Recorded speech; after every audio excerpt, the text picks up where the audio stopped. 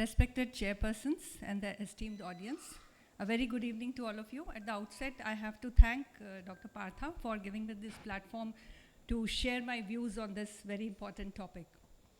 So, in spite of the great strides that have been made in the diagnosis and management of glaucoma, we still see patients, lots of them, coming to us with advanced glaucoma, and the glaucoma blindness is on the rise. While there are some patient-related factors which are responsible for this, we are all aware of these factors, but are there some patient care-related factors as well which are responsible for the increasing glaucoma blindness? To answer this question, we did a small hospital-based study on 50 adult patients who presented to us with advanced glaucoma. Most of them belong to low socioeconomic status, and the important point in examination was that most of them presented to us with the intraocular pressure within the normal range. So we asked them a set of questions beginning with whether they had any consultation with any eye care practitioner in the past 2 years. A duration of 2 years was chosen because glaucoma being a chronic disease, there must have been some signs suggestive of glaucoma in their previous consultations. So there were 42 patients who had a previous ophthalmic consultation, and out of them, glaucoma had been diagnosed in 23 patients. And the prostaglandin analogs were the most commonly prescribed drugs, and most of them were not using the medications regularly. And the follow-up was also not very regular in most of them. 19 patients who presented with advanced glaucoma to us had consulted an eye care practitioner in the past 2 years, and they had not been diagnosed as glaucoma.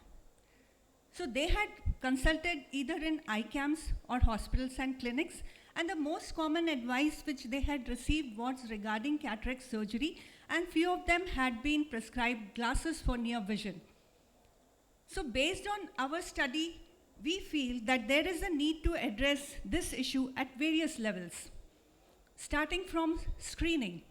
So there is a need to do comprehensive eye examination at all levels of patient contact. Specifically, we have to do an opportunistic screening for more than 40 years patients for whatever reason they present to us with, and patients who have got risk factors have to be screened properly at all ages, and all patients brought from outreach camps have to be screened for glaucoma. These previous landmark studies have also shown that glaucoma diagnosis was missed during ophthalmic examination. Our study done more than 2 decades back sadly points that the situation might not have changed much since then.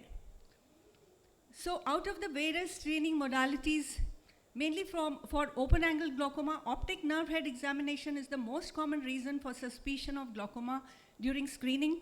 A study done by Sihota et al. As recently as last year has emphasized on the role of clinical examination of the optic nerve head in glaucoma. It's a very cost-effective way to screen for glaucoma, can be done even without dilatation. A simple 90D lens and a slit lamp is sufficient, and even in the periphery, patients can have their images taken, and if there is any doubt, the images can be sent to experts for opinion.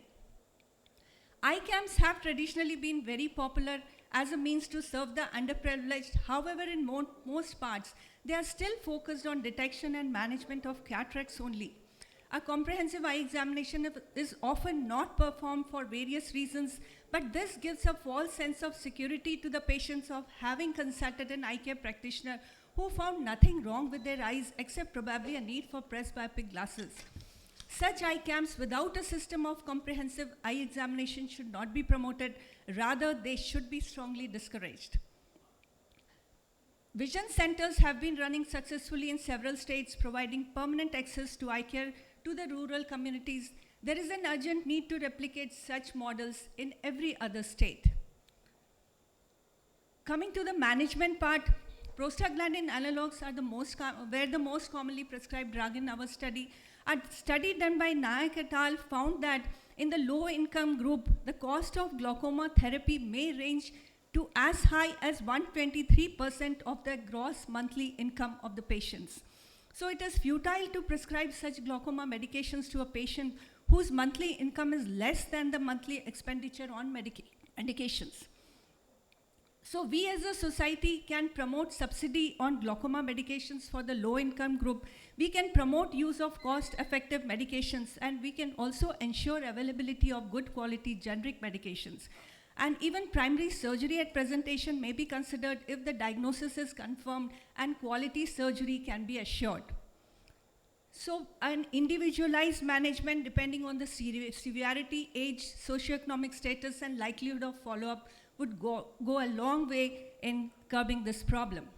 Coming to ophthalmology education, there is this great need to standardize the training programs, reinforce the training at all levels, and inclusion of skin evaluation in PG exam might also help, and a uniform exit exam for PGs may curb the disparity in the quality of training which exists today.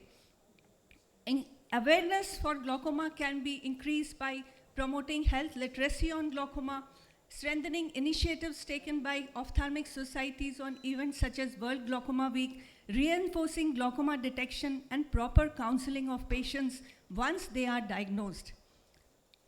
By strengthening these aspects, we might be able to curb the glaucoma blindness, which is on the rise, at least to some extent. I will leave this question unanswered for each of us to introspect and answer for ourselves. Thank you very much. Thank you, Dr. Saab. Very good lecture.